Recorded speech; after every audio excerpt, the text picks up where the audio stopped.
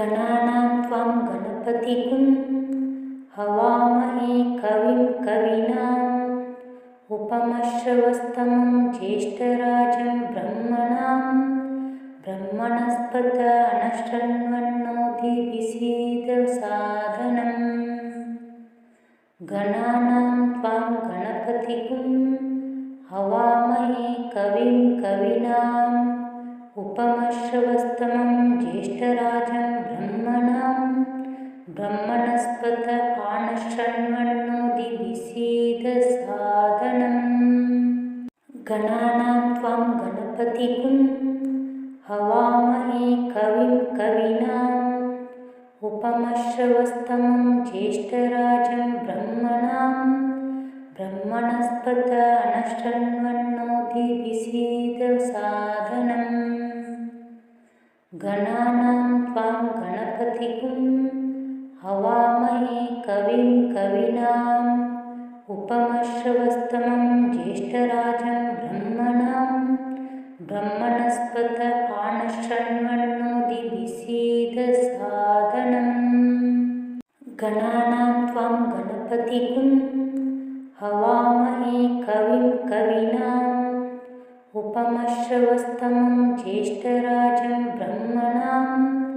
ब्रह्मणस्पत अनशृण्वन्नोतिभिसीदसादनम् गणानां त्वां गणपतिगुं हवामहे कविं कवीनाम् उपमश्रवस्तमं ज्येष्ठराजं ब्रह्मणस्पत आनशृण्वन्नोतिभिसीदसादनम् गणानां त्वां गणपतिगुं हवामहे कविं कवीनाम्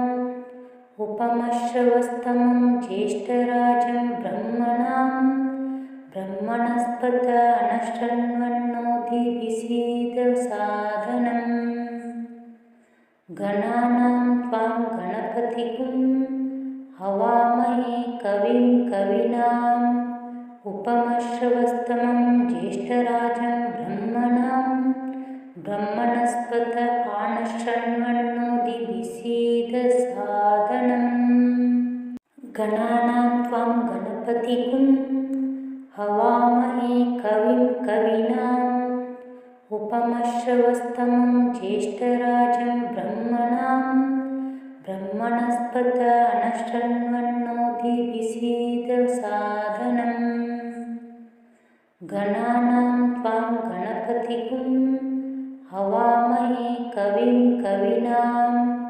उपमश्रवस्तमं ज्येष्ठराजं ब्रह्मणस्पत आनशृण्वन्नोतिभिसीदसादनम्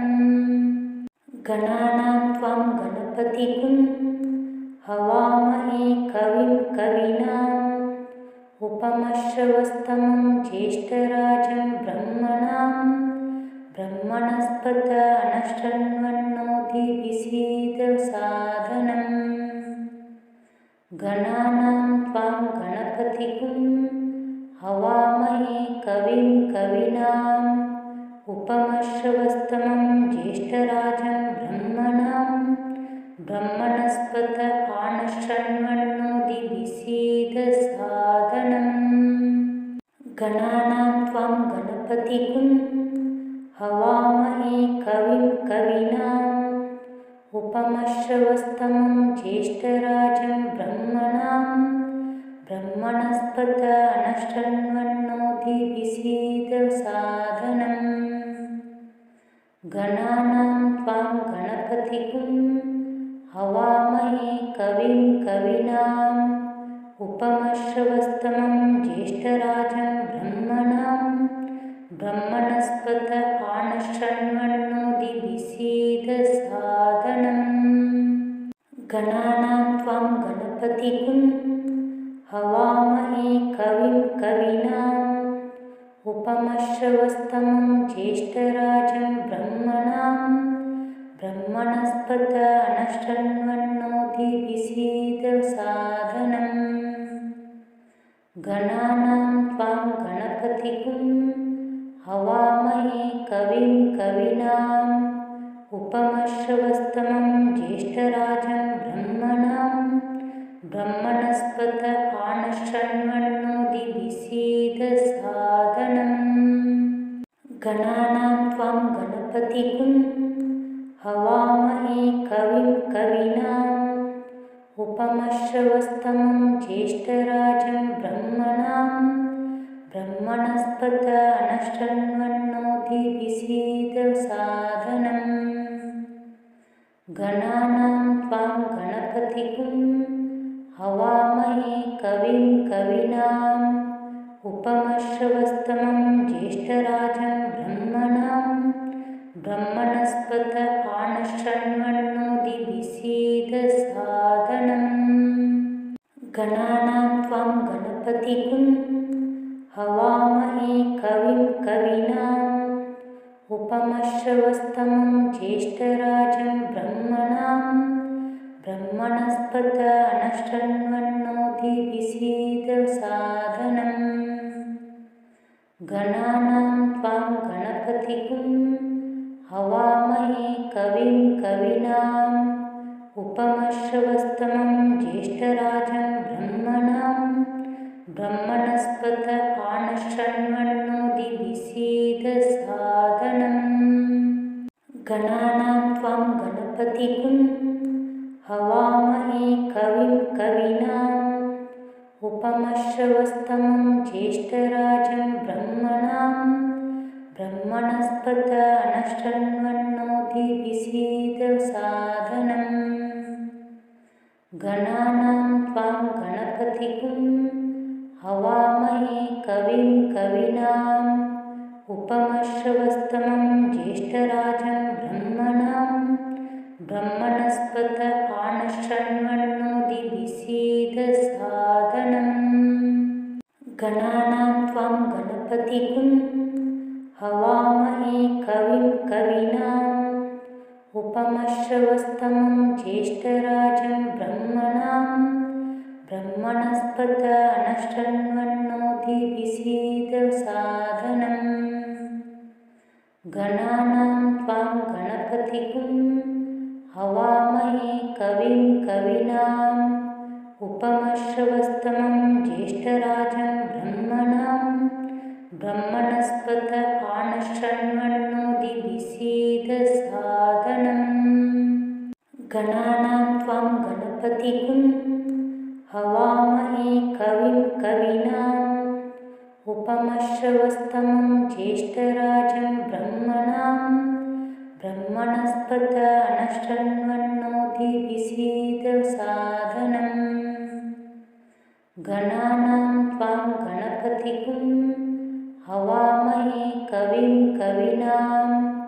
उपमश्रवस्तमं ज्येष्ठराजं ब्रह्मणस्पत आनशृण्वन्नोतिभिसीदसादनम् गणानां त्वां गणपतिगुं हवामहे कविं कवीनाम् उपमश्रवस्तमं ज्येष्ठराजं ब्रह्मणस्पत आनशृण्वन्नोतिभिसीदसादनम् गणानां त्वां गणपतिगुं हवामहे कविं कवीनाम् उपमश्रवस्तमं ज्येष्ठराजं ब्रह्मणस्पत आनशृण्वन्नोतिभिसीदसादनम् गणानां त्वां गणपतिगुं हवामहे कविं कवीनाम् उपमश्रवस्तमं ज्येष्ठराजं ब्रह्मणस्पत आनशृण्वन्नोतिभिसीदसादनम् गणानां त्वां गणपतिगुं हवामहे कविं कवीनाम् उपमश्रवस्तमं ज्येष्ठराजं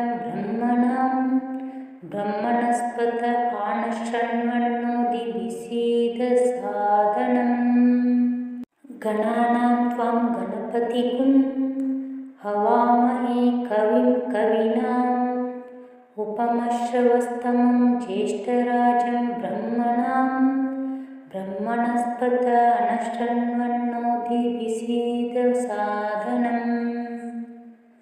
गणानां त्वां गणपतिगुं हवामहे कविं कवीनाम् उपमश्रवस्तमं ज्येष्ठराजं ब्रह्मणस्पत आनशृण्वन्नोतिभिसीदसादनम् गणानां त्वां गणपतिगुं हवामहे कविं कवीनाम् उपमश्रवस्तमं ज्येष्ठराजं ब्रह्मणस्पत अनशृण्वन्नोतिभिसीदसादनम् गणानां त्वां गणपतिगुं हवामहे कविं कवीनाम् उपमश्रवस्तमं ज्येष्ठराजं ब्रह्मणस्पत आनशृण्वन्नोतिभिसीदसादनम् गणानां त्वां गणपतिगुं हवामहे कविं कवीनाम् उपमश्रवस्तमं ज्येष्ठराजं ब्रह्मणस्पत अनशृण्वन्नोतिभिसीदसादनम् गणानां त्वां गणपतिगुं हवामहे कविं कवीनाम् उपमश्रवस्तमं ज्येष्ठराजं ब्रह्मणस्पत आनशृण्वन्नोतिभिसीदसादनम् गणानां त्वां गणपतिगुं हवामहे कविं कवीनाम् उपमश्रवस्तमं ज्येष्ठराजं ब्रह्मणस्पत अनशृण्वन्नोतिभिसीदसादनम् गणानां त्वां गणपतिगुं हवामहे कविं कवीनाम् उपमश्रवस्तमं ज्येष्ठराजं ब्रह्मणस्पत आनशृण्वन्नोतिभिसीदसादनम् गणानां त्वां गणपतिगुं हवामहे कविं कवीनाम् उपमश्रवस्तमं ज्येष्ठराजं ब्रह्मणस्पत अनशृण्वन्नोतिभिसीदसादनम् गणानां त्वां गणपतिगुं हवामहे कविं कवीनाम् उपमश्रवस्तमं ज्येष्ठराजं ब्रह्मणस्पत आनशृण्वन्नोतिभिसीदसादनम् गणानां त्वां गणपतिगुं हवामहे कविं कवीनाम् उपमश्रवस्तमं ज्येष्ठराजं ब्रह्मणस्पत अनशृण्वन्नोतिभिसीदसादनम् गणानां त्वां गणपतिगुं हवामहे कविं कवीनाम् उपमश्रवस्तमं ज्येष्ठराजं ब्रह्मणस्पत आनशृण्वन्नोतिभिसीदसादनम् गणानां त्वां गणपतिगुं हवामहे कविं कवीनाम् उपमश्रवस्तमं ज्येष्ठराजं ब्रह्मणस्पत अनशृण्वन्नोतिभिसीदसादनम् गणानां त्वां गणपतिगुं हवामहे कविं कवीनाम् उपमश्रवस्तमं ज्येष्ठराजं ब्रह्मणस्पत आनशृण्वन्नोतिभिसीदसादनम् गणानां त्वां गणपतिगुं हवामहे कविं कवीनाम् उपमश्रवस्तमं ज्येष्ठराजं ब्रह्मणस्पत अनशृण्वन्नोतिभिसीदसादनम् गणानां त्वां गणपतिगुं हवामहे कविं कवीनाम् उपमश्रवस्तमं ज्येष्ठराजं ब्रह्मणस्पत आनशृण्वन्नोतिभिसीदसादनम् गणानां त्वां गणपतिगुं गणपतिगुं हवामहे कविं कवीनाम् उपमश्रवस्तमं ज्येष्ठराजं ब्रह्मणस्पत अनशृण्वन्नोतिभिसीदसादनम् गणानां त्वां गणपतिगुं हवामहे कविं कवीनाम् उपमश्रवस्तमं ज्येष्ठराजं ब्रह्मणस्पत आनशृण्वन्नोतिभिसीदसादनम् गणानां त्वां गणपतिगुं हवामहे कविं कवीनाम् उपमश्रवस्तमं ज्येष्ठराजं ब्रह्मणस्पत अनशृण्वन्नोतिभिसीदसादनम् गणानां त्वां गणपतिगुं हवामहे कविं कवीनाम् उपमश्रवस्तमं ज्येष्ठराजं ब्रह्मणस्पत आनशृण्वन्नोतिभिसीदसादनम् गणानां त्वां गणपतिगुं हवामहे कविं कवीनाम् उपमश्रवस्तमं ज्येष्ठराजं ब्रह्मणस्पत अनशृण्वन्नोतिभिसीदसादनम् गणानां त्वां गणपतिगुं हवामहे कविं कवीनाम् उपमश्रवस्तमं ज्येष्ठराजं ब्रह्मणस्पत आनशृण्वन्नोतिभिसीदसादनम् गणानां त्वां गणपतिगुं हवामहे कविं कवीनाम् उपमश्रवस्तमं ज्येष्ठराजं ब्रह्मणस्पत अनशृण्वन्नोतिभिसीदसादनम् गणानां त्वां गणपतिगुं हवामहे कविं कवीनाम् उपमश्रवस्तमं ज्येष्ठराजं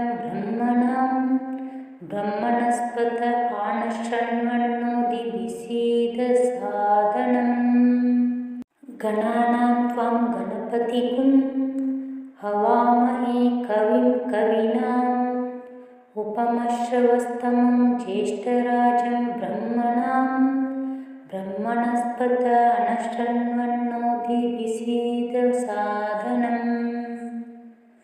गणानां त्वां गणपतिगुं हवामहे कविं कवीनाम् उपमश्रवस्तमं ज्येष्ठराजं ब्रह्मणस्पत आनशृण्वन्नोतिभिसीदसादनम् गणानां त्वां गणपतिगुं हवामहे कविं कवीनाम् उपमश्रवस्तमं ज्येष्ठराजं ब्रह्मणस्पत अनशृण्वन्नोतिभिसीदसादनम् गणानां त्वां गणपतिगुं हवामहे कविं कवीनाम् उपमश्रवस्तमं ज्येष्ठराजं ब्रह्मणस्पत आनशृण्वन्नोतिभिसीदसादनम् गणानां त्वां गणपतिगुं हवामहे कविं कवीनाम् उपमश्रवस्तमं ज्येष्ठराजं ब्रह्मणस्पत अनशृण्वन्नोतिभिसीदसादनम्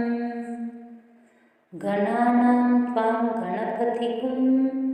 हवामहे कविं कवीनाम् उपमश्रवस्तमं ज्येष्ठराजं ब्रह्मणस्पत आनशृण्वन्नोतिभिसीदसादनम् गणानां त्वां गणपतिगुं हवामहे कविं कवीनाम् उपमश्रवस्तमं ज्येष्ठराजं ब्रह्मणस्पत अनशृण्वन्नोतिभिसीदसादनम् गणानां त्वां गणपतिगुं हवामहे कविं कवीनाम् उपमश्रवस्तमं ज्येष्ठराजं ब्रह्मणस्पत आनशृण्वन्नोतिभिसीदसादनम्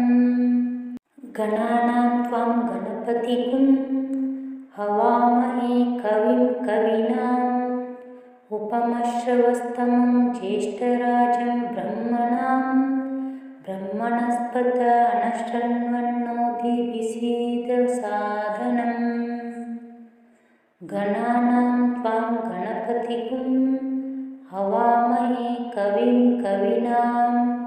उपमश्रवस्तमं ज्येष्ठराजं ब्रह्मणस्पत आनशृण्वन्नोतिभिसीदसादनम् गणानां त्वां गणपतिगुं हवामहे कविं कवीनाम् उपमश्रवस्तमं ज्येष्ठराजं ब्रह्मणस्पत आनशृण्वन्नोतिभिसीदसादनम् गणानां त्वां गणपतिगुं हवामहे कविं कवीनाम् उपमश्रवस्तमं ज्येष्ठराजं ब्रह्मणस्पत आनशृण्वन्नोतिभिसीदसादनम् गणानां त्वां गणपतिगुं हवामहे कविं कवीनाम् उपमश्रवस्तमं ज्येष्ठराजं ब्रह्मणस्पत आनशृण्वन्नोतिभिसीदसादनम् गणानां त्वां गणपतिगुं हवामहे कविं कवीनाम् उपमश्रवस्तमं ज्येष्ठराजं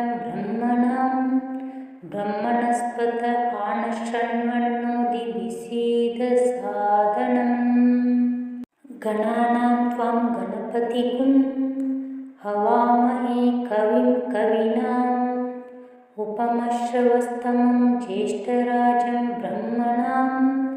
ब्रह्मणस्पत आनशृण्वन्नोतिभिसीदसादनम्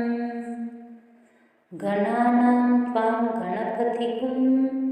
हवामहे कविं कवीनाम् उपमश्रवस्तमं ज्येष्ठराजं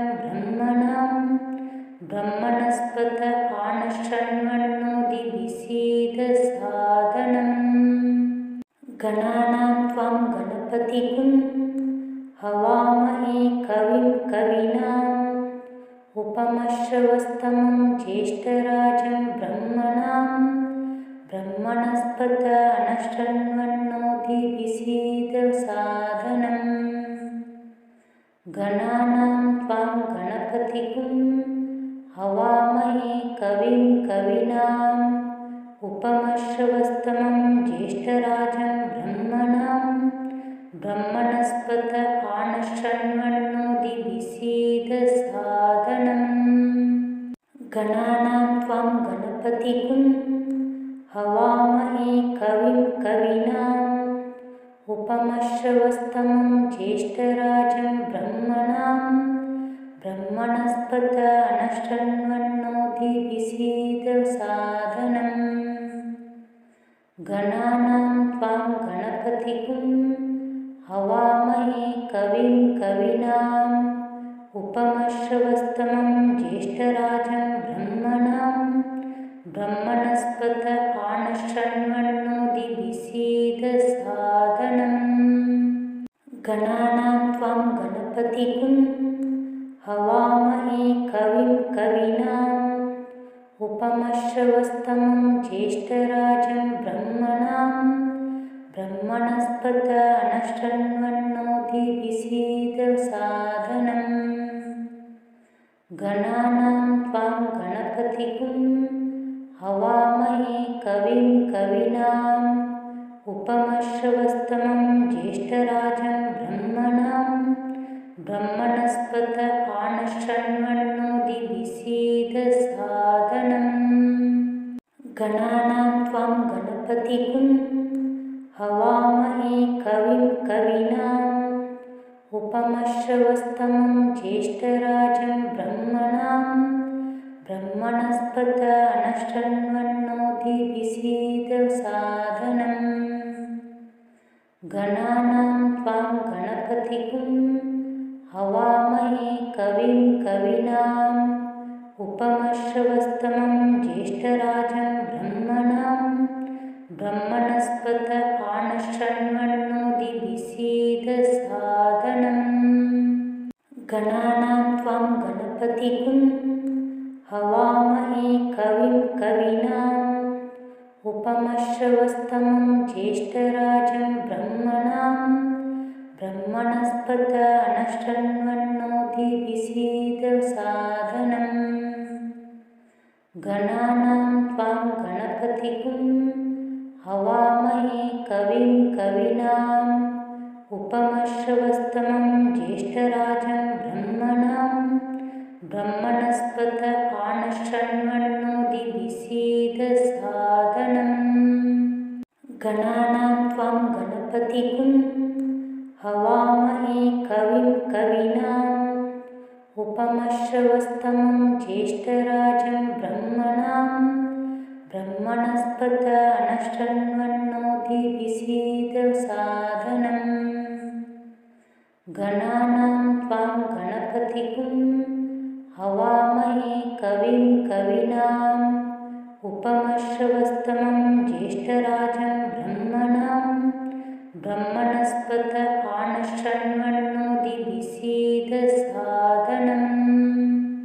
गणानां त्वां गणपतिगुं हवामहे कविं कवीनाम् उपमश्रवस्तमं ज्येष्ठराजं ब्रह्मणस्पत आनशृण्वन्नोतिभिसीदसादनम् गणानां त्वां गणपतिगुं हवामहे कविं कवीनाम् उपमश्रवस्तमं ज्येष्ठराजं ब्रह्मणस्पत आनशृण्वन्नोतिभिसीदसादनम् गणानां त्वां गणपतिगुं हवामहे कविं कवीनाम् उपमश्रवस्तमं ज्येष्ठराजं ब्रह्मणस्पत आनशृण्वन्नोतिभिसीदसादनम्